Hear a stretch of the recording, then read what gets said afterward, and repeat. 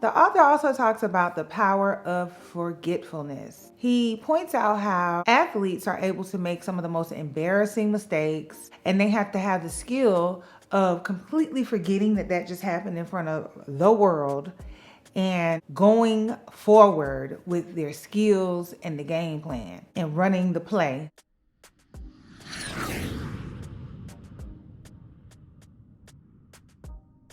Welcome back to the Book Nook. I'm your host, Coach Shayla Ma'at, and we are reading from Psycho-Cybernetics by Maxwell Maltz. In this episode, we're talking about Chapter 5, Rational Thinking. The author starts by talking about the conscious mind. We know that the conscious mind involves what we are aware of.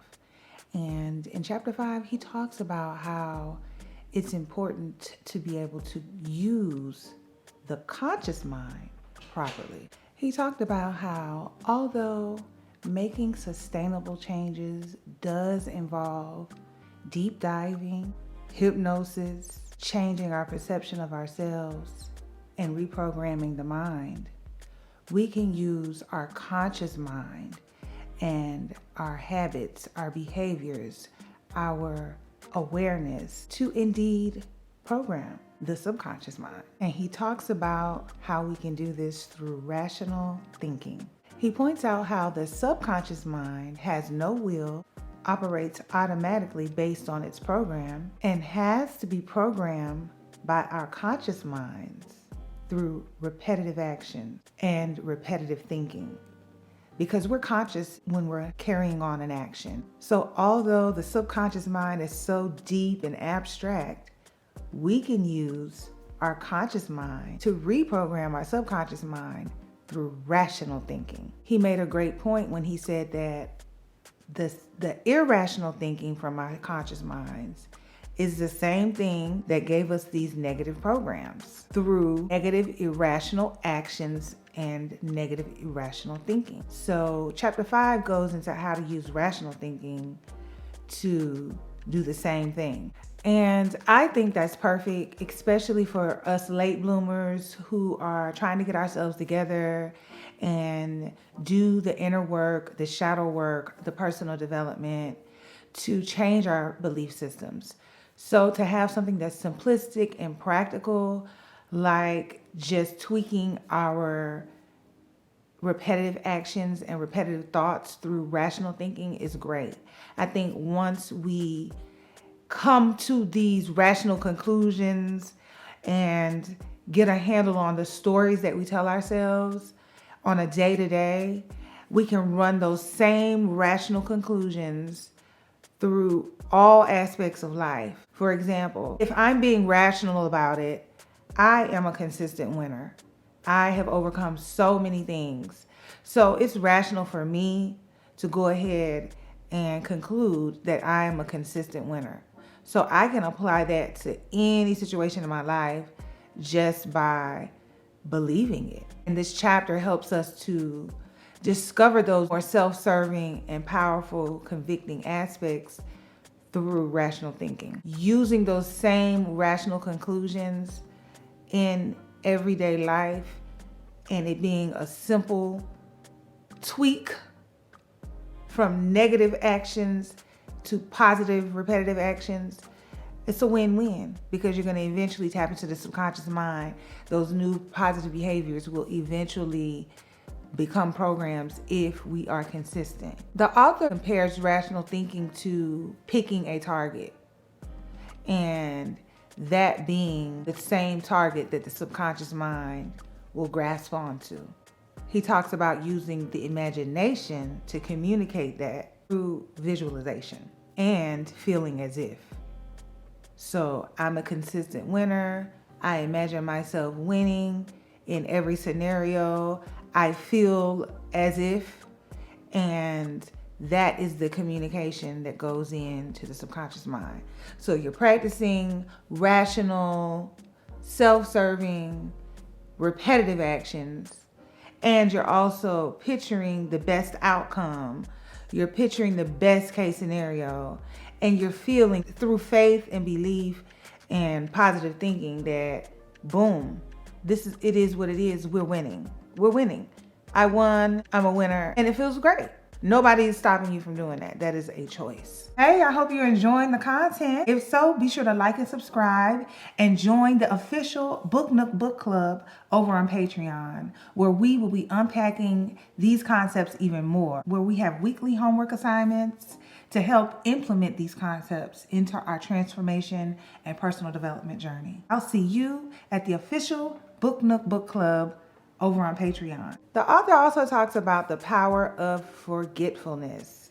He points out how athletes are able to make some of the most embarrassing mistakes, and they have to have the skill of completely forgetting that just happened in front of the world and going forward with their skills and the game plan and running the play. That's a skill. Being able to forget your mistakes. You accept them, you learn from them, you get the lesson from them, but you don't let them hang over your head and be embarrassed by them. You take them as lessons and then you forget them. And what happens when you go, the quicker you let it go, the quicker the subconscious mind can hook onto the corrections. So you make the mistake, you learn from the lesson, you start to make the corrections. You don't stay focused on the embarrassment of the mistake. You focus in on the lesson. You focus in on executing the new way to move. And by you doing that, now you're getting right back into what? Repetitive rational actions and repetitive rational thinking. Because it's rational, because it's the solution, it's the correct way, it's the correction. Okay, it's repetitive because you have shifted from embarrassment right into what? The solution, right into what? The correction. So your focus is where you are able to communicate to the subconscious mind through repetitive actions. And he talks about how you're supposed to forget the mistake after you learn and get right into what? The rational repetitive actions. The corrections, the lesson. He talked about when you dwell on the memories of past failures, they can multiply. Repetitive focus on these mistakes is going to just reinforce it in the subconscious mind into your belief systems and strengthen these self-limiting beliefs. Not only that, it affects your performance because you're not even tapped in. You're somewhere embarrassed when you got to be able to forget it so you can move forward. He talks about our conscious mind is what we use to focus on what we're creating. Okay? So that conscious mind is always focusing in on what's actively being created. And if you're actively in regret and remorse, guilt and shame, baby, that's what you're creating. So another great reason why is you shift your focus onto the lesson of the mistake. And practicing forgetfulness is a skill that's going to help you to be able to pivot right on to what's important, right on to a better target for your subconscious mind. Because we're always either operating out of a program, or if we're alchemists and if we're in our work, we're always reprogramming. So if you're actively working toward reprogramming, you know that it's a journey. You know that actively reprogramming is a journey of repetition and being repetitive. So you got to decide on the rational belief, the rational thought. You got to use your conscious mind, which is designed to focus on what you're creating in the moment, to dwell in on what? The solution. Dwell on the positive. Dwell on the favorable target.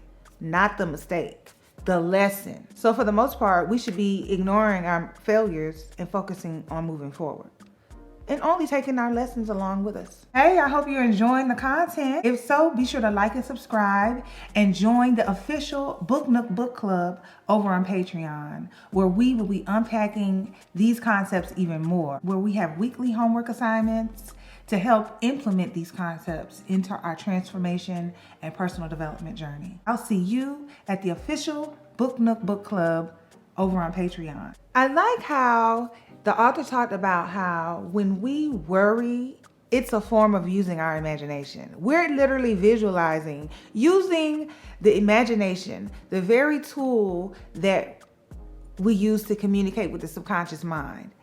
When we worry, we're misusing our tools. When we worry, we're misusing the imagination. The imagination is the way we communicate with the subconscious mind. That is the way we're able to communicate our target through visualization. So if we're not using rational thinking and we're worrying, we are going over and beyond by sitting up here imagining what we don't want to see. That vision that you see of the worst case scenario, baby, that's going off into your subconscious mind, into the magic. Don't mess up the magic with the worry. No, our imagination and visualization need to be used for the beautiful things, the self-serving things, the favorable things, what we desire, not what we don't want to desire. So it's important for us to let go quickly of worry. I'm not saying you're not going to worry, but when you find out and realize that's what you're doing, stop. Because that's visualizing, that's using your imagination incorrectly. And if you're going to worry, or if you're in the mood of seeing some things, then switch the scenario. Get in there like you're lucid dreaming in the middle of a worry session. When you're thinking about, oh, it's going to go wrong, oh, the bill. And then go ahead and add on and say, ooh, and then I went and checked the mail and a check from so-and-so for $15,000 came and covered bills for 6 months. Okay, like do something to switch it up. You have the power. Our attitudes impact our ability to be able to stop worrying or shift our focus and even be able to choose to think of something favorable. Because if we're in a bad mood, bad attitude, negative attitude, or distracted by some other mess, then how are we even going to be able to be flexible like water enough to even switch up? So I get what he means by attitude. It's important that we constantly throughout the day check our attitudes. Take that grip off or let it loose. Let it loose.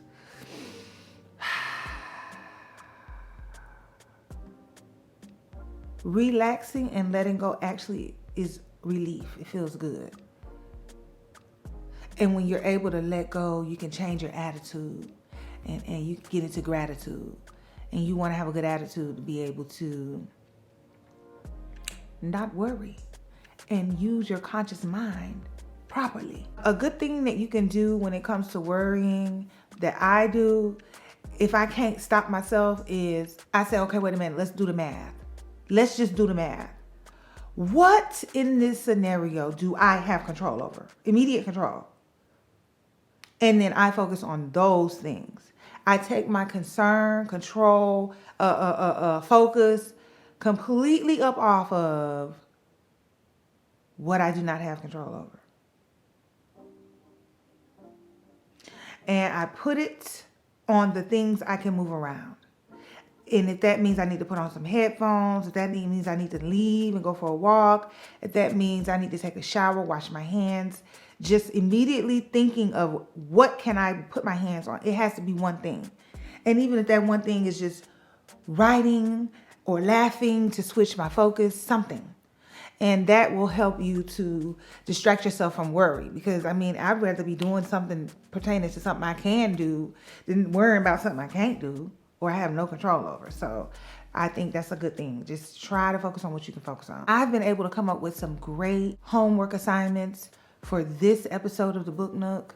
And it is involving some questions we need to be asking ourselves and some activities and exercises that we can do to eliminate worrying, begin to practice forgetfulness, and start to use our conscious mind in the right way through rational thinking. If you're interested in joining the Book Nook Book Club on Patreon, there you'll be able to join us as we go over this week's homework assignments and apply these concepts to our daily lives. The link to the Patreon is in the description. Remember to subscribe and follow me on all of my socials. Watch this video, and I'll see you there.